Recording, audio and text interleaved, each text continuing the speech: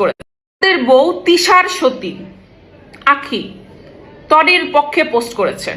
সে বাবা সন্তানের সম্পর্কে নিয়ে বিভিন্ন কথা বলেছে। এই আকি ফকিন্নি, বস্তি থেকে উঠে আসা, বস্তি থেকে উঠে এসে ফেসবুকে জায়গা দিয়েছে কে? তোর আম্মা তিশা।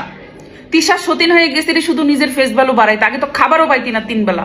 এখন মানুষের ওই একটা বাচ্চা কোলে নেয়, তোর মতো সাপড়িদের এই বর্ষা, তনি, আখি, তোদের মতো সাপড়িদের না, মানে মানুষের সাথে পেট বাঁধায়া বাচ্চা জন্ম দিয়ে তারপরে সেই বাচ্চা নিয়ে সিম্প্যাথি নিতে তোদের একটু বুক কাঁপে না? তোদের অস্ত্রই এটা যে যার তার সাথে শুয়ে যাব, বাচ্চা জন্ম দিবে, সেই বাচ্চা নিয়ে সিম্প্যাথি অর্জন করবো।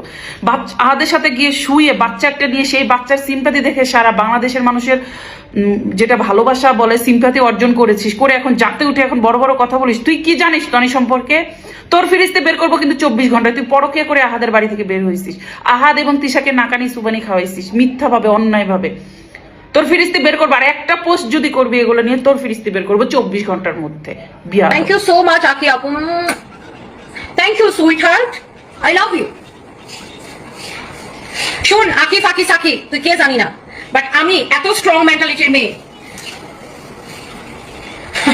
তোর আরেকবার জন্ম নেওয়া লাগবে আমাকে বুঝতে হইলে। ওকে, গেট আউট।